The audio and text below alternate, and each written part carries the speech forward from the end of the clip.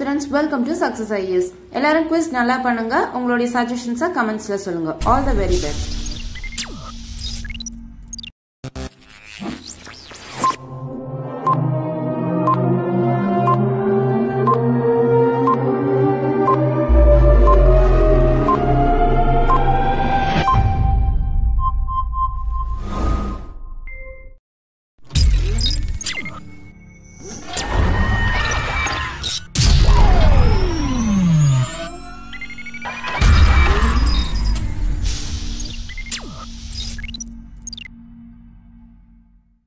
இன்னைக்கு Indian Polity Quizல நம்ம important amendments related question பார்க்க போறோம். Let's start the quiz. All the very best. First question. The provisions to empower the state to undertake affirmative action for the advancement of any socially and economically backward classes or categories of scheduled caste and scheduled tribes by restricting the application of fundamental rights given in Schedule 9 was added by. ரொம்ப simple question தான். Schedule 9 எப்போ add பண்ணோம், அந்த schedule 9 ஓட explanation தான் மேலே கொடுத்துருக்காங்க. ஓகேங்களா, ஃபண்டமெண்டல் ரைட்ஸ் ப்ரொடெக்ட் பண்ணுறதுக்காக சில ஆக்ட்ஸ் எம்பவர் பண்ணிக்கலாம், அதுதான் வந்து ஷெட்யூல் 9ல சொல்லியிருப்பாங்க. அது எந்த அமெண்ட்மெண்ட் ஆக்டில் ஆட் பண்ணாங்க? Your options are option A first amendment, option B sixth amendment, option C ninth amendment and option D 10th amendment. And your time starts now.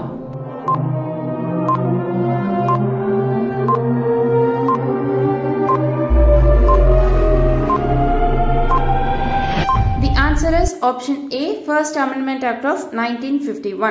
நம்ம கான்ஸ்டிடியூஷன் நடைமுறைக்கு வந்தது 1950 ஜனவரி 26. அதுக்கப்புறம் போடப்பட்ட ஃபர்ஸ்ட் அமெண்ட்மெண்ட் எது அப்படின்னு பார்த்தீங்கன்னா 1951ல இந்த அமெண்ட்மெண்ட் ஷெட்யூல் 9 ஆட் பண்றதுக்காக. ஒரிஜினலாக நம்ம கான்ஸ்டிடியூஷன்ல 8 ஷெட்யூல்ஸ் இருந்திருக்கும். அதுக்கப்புறம் ஃபர்ஸ்ட் டைம் ஆட் பண்ண ஷெட்யூல் எதுன்னு பார்த்தீங்கன்னா ஷெட்யூல் 9. இப்போ பார்த்தீங்கன்னா 12 ஷெட்யூல்ஸ் இருக்குது. இந்த 9th ஷெட்யூல் ஆட் பண்ணது எப்போ அப்படின்னா 1951ல முதல் சட்ட திருத்தப்படி ஆட் பண்ணியிருப்பாங்க.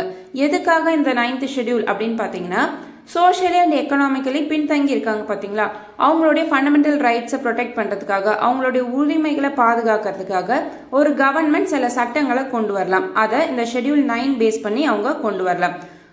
2007 வரைக்கும் என்ன சொல்லியிருப்பாங்கன்னா இந்த ஷெட்யூல் 9ல இருக்க ஆக்ட்ஸ் வந்து ஜுடிஷியல் ரிவ்யூ கீழே வராது அப்படின்னு சொல்லியிருப்பாங்க. ஜுடிஷியல் ரிவ்யூ அப்படின்னா ஒரு சட்டம் வந்து பேசிக் ஸ்ட்ரக்சரை வயலேட் பண்ணுது அப்படின்னா அதை நல் அண்ட் வாய்ட் அப்படின்ட்டு சுப்ரீம் கோர்ட் சொல்லிட முடியும். ஓகேங்களா, கோர்ட் சொல்ல முடியும். ஆனா இந்த ஷெட்யூல் 9 வந்து அந்த ஜுடிஷியல் ரிவ்யூக்குள்ள வராது அப்படின்னு சொல்லியிருப்பாங்க. பட் 2007ல சுப்ரீம் கோர்ட் ஜட்மெண்ட் என்ன பண்ணியிருப்பாங்க அப்படின்னா இந்த ஷெட்யூல் 9ல இருக்க ஆக்ட் வந்து fundamental structure basic structure of கான்ஸ்டிடியூஷனை வயலேட் பண்ணுது அப்படின்னா அதையும் நம்ம ஜுடிஷியல் ரிவ்யூல கொண்டு வர முடியும் அப்படின்ட்டு 2007ல சொல்லியிருப்பாங்க. Next question. By which constitutional amendment Sikkim became a new state in the Indian Union? நம்ம இந்தியால சிக்கிம் எப்போ நியூ ஸ்டேட்டா ஆட் ஆச்சு, எந்த கான்ஸ்டிடியூஷனல் அமெண்ட்மெண்ட் படி அப்படின்றதான் question. Option A 35th Amendment Act of 1974, option B 35th Amendment Act of 1975, option C 36th Amendment Act of 1975 and option D 37th Amendment Act of 1976. And your time starts now.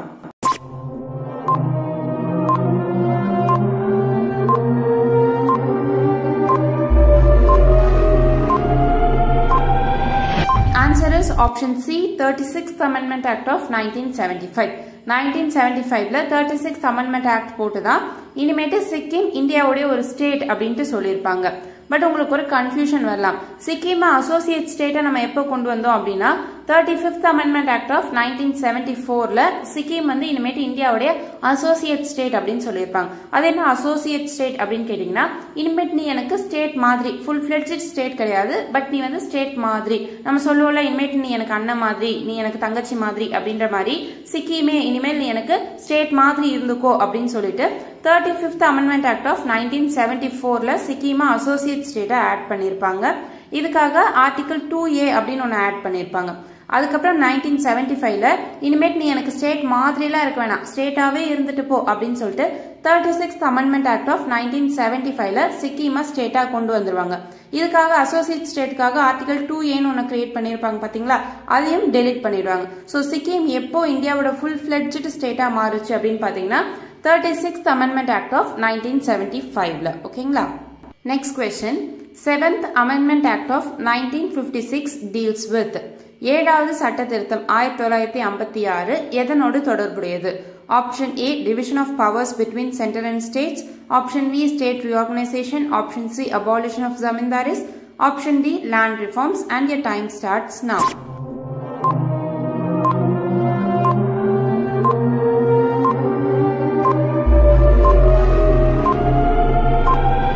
The answer is option B state reorganization.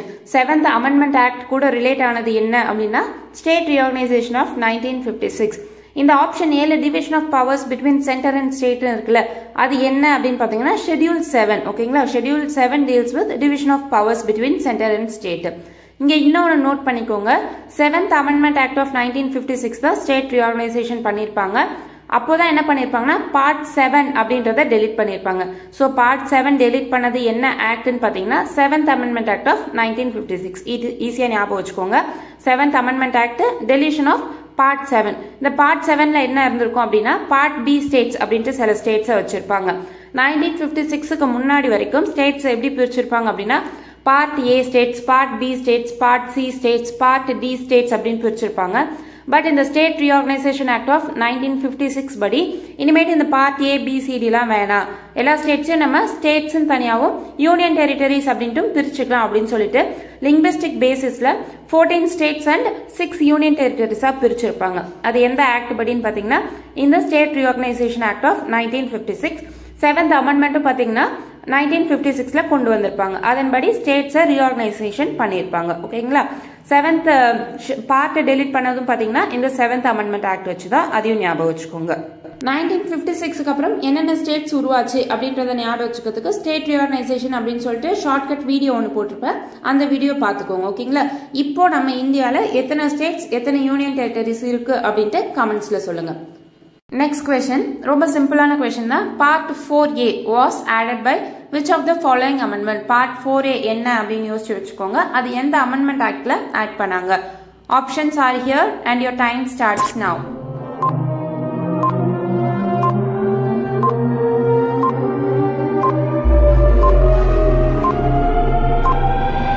The answer is option A, 42nd Amendment Act of 1976. Part 4A deals with fundamental duties. Fundamental duties original நம்ம கான்ஸ்டிடியூஷன்ல இருந்திருக்காது. So 42nd Amendment Act of 1976 படிதான் இந்த part 4A நம்ம கான்ஸ்டிடியூஷன்ல add பண்ணிருப்பாங்க. இந்த 42nd Amendmentல நிறைய changes பண்ணிருப்பாங்க, அதனால இத மினி கான்ஸ்டிடியூஷன் அப்படின்னு சொல்லுவாங்க. மிஸ் இந்திரா காந்தி டைம் பீரியட்ல இந்த 42nd Amendment கொண்டு வந்திருப்பாங்க. ஓகேங்களா, சோ இந்த 1976ல ஸ்வரன் சிங் கமிட்டியோட ரெக்கமெண்டேஷன் பேஸ் பண்ணி தான் ஃபண்டமெண்டல் டியூட்டிஸ் அப்படின்னு ஒன்று நம்ம கான்ஸ்டிடியூஷன்ல ஆட் பண்ணியிருப்பாங்க. ஓகேங்களா, அது எமர்ஜென்சி டைம் பீரியட்ல மக்கள் வந்து இந்த கொடியை எரிக்கிறது இந்த மாதிரிலாம் பண்ணியிருப்பாங்க. அப்போதான் என்னன்னா இந்த மக்களுக்கு நம்ம ஃபண்டமெண்டல் ரைட்ஸோட ஸ்டாப் பண்ணிடக்கூடாது, ஃபண்டமெண்டல் டியூட்டிஸும் கொடுக்கணும் அப்படின்னு சொல்லிட்டு இந்த நேஷனல் பிளாகை ரெஸ்பெக்ட் பண்ணணும் அப்படின்ட்டு ஒரு 11 ரெக்கமெண்டேஷன்ஸ் கொண்டு இருப்பாங்க. ஸ்டார்டிங்ல 10 ரெக்கமெண்டேஷன் ஆட் பண்ணியிருப்பாங்க. லாஸ்டா 2002ல 86th Amendment Actல கம்பல்சரி எஜுகேஷன் கொண்டு வரும்போது 11th டியூட்டியா பேரண்ட்ஸ் வந்து சில்ட்ரனை ஸ்கூலுக்கு அனுப்ப வேண்டிய கடமை இருக்கு அப்படின்ட்டு கொண்டு வந்திருப்பாங்க. ஃபண்டமெண்டல் டியூட்டிஸ் அப்படின்ற கான்செப்டை நம்ம எந்த கண்ட்ரியோட கான்ஸ்டிடியூஷன் பார்த்து எடுத்திருப்போம் அப்படின்னா USSR உடைய கான்ஸ்டிடியூஷன். ஓகேங்களா, Russian constitution. Next question, anti defection law is dealt with. Anti defection அப்படின்னா இந்த கட்சி தாவல். ஓகேங்களா, அதுக்கு தொடர்பான அமெண்ட்மெண்ட் எது? Option A 10th Amendment, option B 50th Amendment, option C 52nd Amendment, option D 64th Amendment. And your time starts now.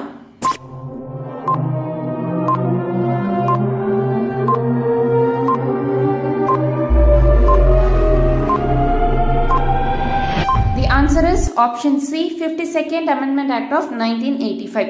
1985ல தான் இந்த கட்சி தாவலுக்கு எதிராக ஒரு சட்டத்தை கொண்டு வந்து அதை 10th ஷெட்யூல்ல வச்சிருப்பாங்க. ஓகேங்களா, ஸோ 10th Amendment அப்படின்ட்டு கன்ஃபியூஸ் பண்ணிக்காதீங்க, அதனால தான் அது ஆப்ஷன் ஏல கொடுத்துருக்கேன். 52nd Amendment Act of 1985ல இந்த ஆன்டி டிஃபெக்ஷனுக்காக 10th ஷெட்யூல் அப்படின்னு ஒன்று ஆட் பண்ணியிருப்பாங்க. ஃபர்ஸ்ட் வந்து 9th ஷெட்யூல் ஆட் பண்ணாங்கன்னு சொன்னால செகண்ட் வந்து இந்த 10th ஷெட்யூல ஆட் பண்ணியிருப்பாங்க. ஸோ செகண்ட் வரனால 52nd Amendment அப்படின்னு ஞாபகம் வச்சுக்கோங்க. ஓகேங்களா, so 52nd Amendment Act of 1985ல தான் ஆன்டி டிஃபெக்ஷனுக்காக லா கிரியேட் பண்ணியிருப்பாங்க. Next question, Sindhi was added to 8th schedule as 15th official language of India by which amendment? ஓகேங்களா, சிந்தி மொழி தான் 15வது அங்கீகரிக்கப்பட்ட மொழியா நம்மளுடைய 8th schedule ஆட் பண்ணியிருப்பாங்க. So 8th schedule deals with official language. சிந்தியை எந்த அமெண்ட்மெண்ட் ஆக்ட் போட்டு ஆட் பண்ணாங்க அப்படின்றதான் question. Option A 15th amendment, option B 21st amendment, option C 55th amendment, option D 71st amendment, and your time starts now.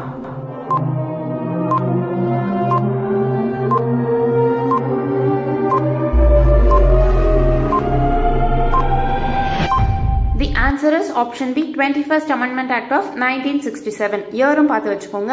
So 1967ல 21st Amendment Act படி தான் ஏற்கனவே 14 language இருந்திருக்கும், கூட 15 சிந்தியும் அங்கீகரிக்கப்பட்ட மொழிகளில் நம்ம 8th ஷெடியூலில் சேர்த்துக்கலாம் அப்படின்னு சொல்லிட்டு ஆட் பண்ணியிருப்பாங்க. Next question, Konkani, Manipuri and Nepali were added to 8th schedule by which of the following amendment? ஓகேங்களா, இந்த 3 லாங்குவேஜை எப்போ ஆட் பண்ணாங்க அப்படின்றதான் question. Option A 21st Amendment, option B 41st Amendment, option C 71st Amendment, option D 91st Amendment, and your time starts now.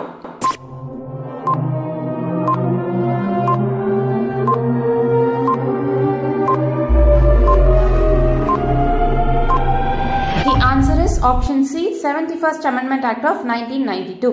1992ல தான் இந்த 71st Amendment Act போட்டு கொன்கனி, மணிப்பூரி, நேபாளி அப்படின்ற 3 லாங்குவேஜை அகைன் நம்மளுடைய 8th ஷெடியூல்ல அங்கீகரிக்கப்பட்ட மொழிகளா சேர்த்திருப்பாங்க. ஏற்கனவே சிந்தியை 21st Amendment Act போட்டு ஆட் பண்ணாங்க அப்படின்னு பார்த்தோம்ல, அப்போ 15th லாங்குவேஜை ஆட் பண்ணாங்க. அதுக்கப்புறம் இந்த 3 லாங்குவேஜ் சேர்த்த அப்புறம் 1992 படி 18 அபிஷியல் லாங்குவேஜ் நம்மளுடைய 8th ஷெடியூல்ல இருந்திருக்கும். இதுல நேபாளியை நல்லா நோட் பண்ணிக்கோங்க. நேபாளி நம்ம இந்தியன் ஸ்டேட்லாம் கிடையாது அப்படின்னு சொல்லிட்டு நேபாளி வராதுன்னு நினைக்காதீங்க. நேபாளியும் நம்ம இந்தியாவுடைய அபிஷியல் லாங்குவேஜ் தான். Next question, 4 more languages Bodo, Dogri, Maithili and Santali were added in 8th schedule by which of the following amendment? இந்த 4 லாங்குவேஜ் போடோ, டோக்ரி, மைத்திலி, சாந்தாலிய நம்ம எந்த அமெண்ட்மெண்ட் ஆக்ட் போட்டு நம்ம 8th ஷெடியூல்ல ஆட் பண்ணோம்? Option A 91st Amendment, option B 92nd Amendment, option C 93rd Amendment, option D 94th Amendment, and your time starts now.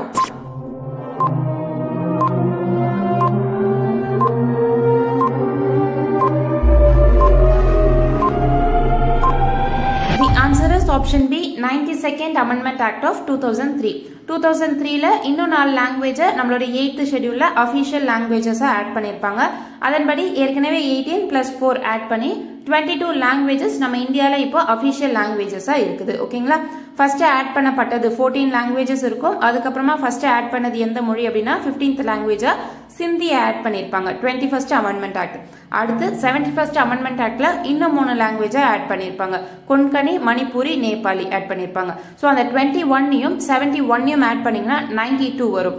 92ல இன்னும் 4 லாங்குவேஜை ஆட் பண்ணிருப்பாங்க. ஓகேங்களா, ஸோ இதை ஞாபகம் வச்சுக்கோங்க. மொத்தம் இப்போ நம்ம கிட்ட இருக்கிறது 22 official languages.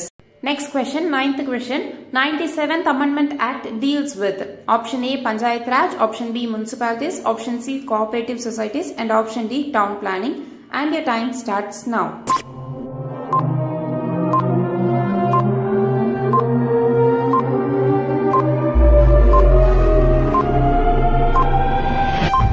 The answer is option C cooperative societies. கூட்டுறவு சங்கங்கள் அப்படின்னு சொல்லுவாங்கல்ல, சோ அதை எப்ப கொண்டு வந்திருப்பாங்கன்னா 97th Amendment Act போட்டு 2011ல பார்ட் 9B கோஆபரேட்டிவ் சொசைட்டிஸ்க்காக கிரியேட் பண்ணிருப்பாங்க. சோ கோஆபரேட்டிவ் சொசைட்டிஸ் ஆட் பண்ணப்பட்டது 97th Amendment Act of 2011. Last question, 99th Amendment Act deals with 99வது சட்ட திருத்தம் எதனோடு தொடர்புடையது? Option A national SC/ST commission, option B national green tribunal, option C national judicial commission, option D national human rights commission. And your time starts now.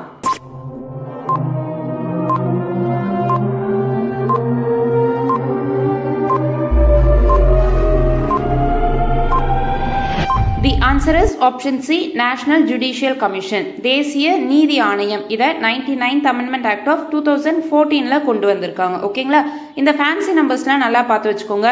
99, 100, 101, 102, 103, 104 ரீசெண்டா பண்ண வரைக்கும் எல்லாத்தையுமே நல்லா பார்த்து வச்சுக்கோங்க. क्वेश्चंस வரதுக்கு வாய்ப்பு இருக்கு. இந்த 99ல இருந்து எப்படி ஈஸியா ஞாபகம் வச்சுக்கலாம் அப்படின்ற ஒரு ஷார்ட்கட் சொல்றேன். ஷார்ட்கட் ரொம்ப முக்கியமா தான் இருக்கும், கொஞ்சம் அட்ஜஸ்ட் பண்ணிக்கோங்க. 99th Amendment வந்து நேஷனல் ஜுடிஷியல் கமிஷன். ஜுடிஷியரி அப்படின்னாலே நமக்கு என்ன ஞாபகம் வரும்? அந்த நீதி தேவதை வந்து கண்ணை கட்டிட்டு கையில தராசு வச்சிருப்பாங்க. தராசு எதுக்காக அப்படின்னா சமமா வச்சுக்கிறதுக்காக. இங்க 99 சமமா இருக்குங்களா, அதனால 99 ஜுடிஷியல் அப்படின்னு ஞாபகம் வச்சுக்கோங்க. நெக்ஸ்ட் 100th Amendment பாத்தீங்கன்னா லேண்ட் பவுண்டரி அக்ரிமெண்ட் பிட்வீன் இந்தியாவுக்கும் பங்களாதேஷ்க்கும் இருக்க அந்த எல்லை பங்கீடு பத்தி ஒரு அக்ரிமெண்ட். இதை எப்படி ஞாபகம் வச்சுக்கலாம் அப்படின்னா, இந்த 100 அப்படின்னா செஞ்சுரி, பவுண்டரி. இது ரெண்டும் எங்கே கேள்விப்பட்டிருக்கோம்? கிரிக்கெட்டில் பார்த்தீங்கன்னா இந்த செஞ்சுரி, பவுண்டரி இதெல்லாம் ஃபேமஸாக சொல்லுவாங்களா. எனக்கு கிரிக்கெட் பற்றிலாம் அவ்வளோ தெரியாது, இருந்தாலும் இந்த ஷார்ட்கட் வச்சு ஞாபகம் வச்சுக்கோங்க. ஸோ செஞ்சுரி 100th அமெண்ட்மெண்ட் எதுக்காகன்னு பார்த்தீங்கன்னா பவுண்டரி வரணும், லேண்ட் பவுண்டரி பிட்வீன் இந்தியா பங்களாதேஷ்குள்ளே இருக்க மேட்ச்சில் லேண்ட் பவுண்டரி ரிலேட்டட் அப்படின்னு ஞாபகம் வச்சுக்கோங்க. Next 101 GST. ஓகேங்களா, இது எப்படி ஞாபகம் வச்சுக்கலாம் அப்படின்னா GSTனா நம்ம காசு கட்டுறோம், காசு கட்டுறது அப்படின்னா மொய் வைக்கிறது அப்படின்னு ஞாபகம் வச்சுக்கோங்க. மொய் வைக்கிறது பொதுவாக என்ன பண்ணுவாங்க, 101 ரூபாய் 501 ரூபாய் அந்த மாதிரி வைப்பாங்களே. ஸோ 101 வந்து GST அப்படின்னு ஞாபகம் வச்சுக்கோங்க. ஸோ 101 ரூபாய் நம்ம GSTக்கு மொய் வைக்கிறோம். அடுத்து 102 பார்த்தீங்கன்னா BC commission, backward class commission. BC 2 எழுத்து, அதனால 102 அப்படின்னு ஞாபகம் வச்சுக்கோங்க. அடுத்து பார்த்தீங்கன்னா 103 EWSக்காக, எக்கனாமிக்கலி வீக்கர் செக்ஷன். அது EWS 3 இருக்கு, அதனால 103 அப்படின்னு ஞாபகம் வச்சுக்கோங்க. மொக்க ஷார்ட்கட் தான், பட் வேற என்ன பண்றது, உங்களுக்கு வேற ஏதாவது ஷார்ட்கட் தெரிஞ்சாலும் கமெண்ட்ஸ்ல சொல்லுங்க. நெக்ஸ்ட் 104th ரீசெண்டாக பண்ண அமெண்ட்மெண்ட் 2020ல எதுக்காக பண்ணியிருப்பாங்க அப்படின்னா SC ST ரிசர்வேஷனுக்காக. இங்க பாத்துக்கோங்க SC ST 2 + 2 4 வருதா. ஸோ 104th அமெண்ட்மெண்ட் பார்த்தீங்கன்னா SC ST ரிசர்வேஷனை எக்ஸ்டெண்ட் பண்ணியிருப்பாங்க. எதை டெலீட் பண்ணிட்டு அப்படின்னு பார்த்தீங்கன்னா லோக்சபால ஆங்கிலோ இந்தியனுக்கு 2 சீட்ஸ் இருக்கும், அந்த சீட்ஸ் இனிமேட்டு தேவையில்லை அப்படின்னு சொல்லிட்டு அந்த 2 சீட்ஸும் SC STக்காக எக்ஸ்டெண்ட் பண்ணியிருப்பாங்க. தமிழ்லையும் பார்த்து வச்சுக்கோங்க.